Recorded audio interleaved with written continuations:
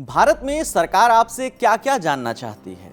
जानना चाहती है कि आपका घर कैसा है, उसमें कितने कमरे हैं, उसका फर्श कैसा है, आप गैस पे खाना बनाते हैं या चूल्हे पे, आपके पास मोबाइल है, टीवी है, इंटरनेट है, कार है और आप किस जाति से ताल्लुक रखते हैं।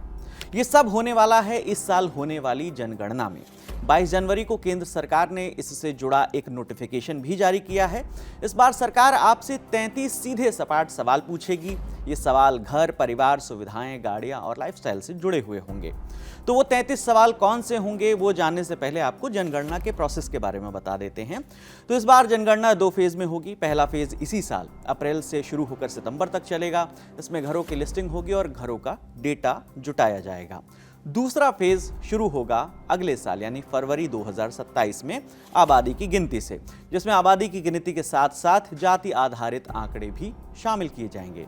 ये कदम पहली बार आज़ाद भारत में उठाया जा रहा है। जातिगत डेटा जो है उसको आधिकारिक जनगणना में शामिल करने का ये कदम है। तो पिछली जो व्यापक जातिगत जनगणना हुई थी वो हुई थी सन 1881 से 1931 के बीच। सरकार ने पहले ही ये साफ कर दिया कि ये देश का पहला डिजिटल सेंसस होगा। इसमें लगभग 30 लाख लोग मोबाइल ऐप्स के जरिए डेटा कलेक्ट करेंगे और इसमें करीब 11,718 करोड़ रुपए खर्च होंगे।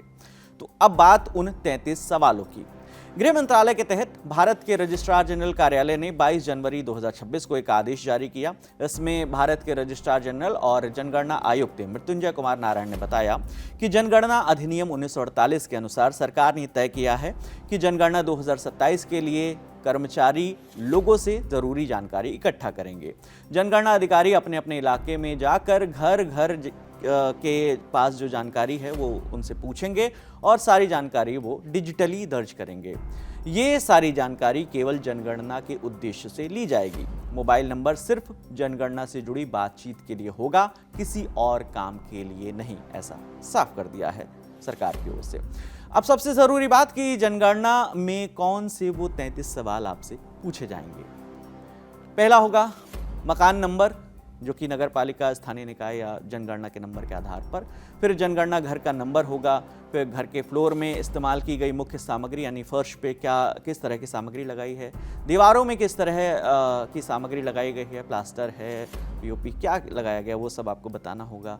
छत में किस तरह की सामग्री यूज़ की गई है, घर की हालत कैसी है, अच्छी है, जर्जर है, घर का उपयोग किस काम के लिए हो रहा है, परिवार क्रमांक संख्या, घर में सामान्य तौर पर रहने वाले जो लोग हैं उनकी कुल संख्या, परिवार के मुखिया का नाम, परिवार के मुखिया का जेंडर, क्या परिवार का मुखिया अनुसूचित जाति, जनजाति या अन्य वर्ग से है, घर का मालिकाना हक खुद का है या किराए का है, घर में रहने के लिए जो कमरे हैं वो कितनी हैं, और घर में मैरिड पर्सन कितने हैं, विवाहित जोड़े कितने हैं, पीने का पानी का सोर्स क्या है, पीने का पानी क्या उपलब्ध है, घर में रोशनी का मुख्य साधन क्या है, कैसे आती है रोशनी, बिजली का कनेक्शन है कि नहीं, शौचालय है कि नहीं, शौचालय किस तरह का है, इंडियन है, वेस्टर्न है, गंदे पानी की निकासी की क्या व्यवस्था है, नहाने की सुविधा है कि नहीं, इसके अलावा जो रसोई घर है उसमें एलपीजी, पीएनजी कनेक्शन है या नहीं, खाना पकाने के लिए किस तरह के ईंधन का इस्तेमाल किया जाता है, क्या अभी भी लकड़ी जलाई जाती है,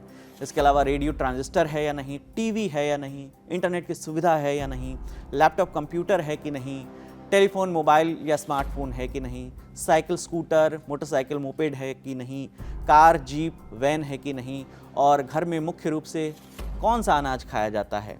और आखिरी सवाल, 33वां सवाल, मोबाइल नंबर, जो कि सरकार ने बताया ये केवल जनगणना से जुड़े संपर्क के लिए, ताकि कांटेक्ट किया जा सके उसके लिए ये लिया जा रहा है। किसी भी एजेंसी को नहीं दिया जाएगा ये नंबर, ऐसा सरकार का कहना है। वैसे जनगणना मूल रूप से साल 2021 में होनी थी, लेकिन कोविड-19 महामारी के कारण ये टल गई थी। ये स्वतंत्र भारत के इतिहास में पहली बार हुआ है जब समय पर जनगणना नहीं हो सकी है। इससे पहले चाहे दूसरे विश्व युद्ध का वक्त हो या चीन पाकिस्तान के खिलाफ युद्ध हो, भारत में जनगणना कभी नहीं रुकी। आखिरी बार साल 2011 में जनगणना हुई थी। उसके मुताबिक भारत की आबादी 121 करोड़ के आसपास थी, जिसमें 62 करोड़ से ज़्यादा पुरुष और 58 करोड़ के आसपास महिलाएं शामिल थी।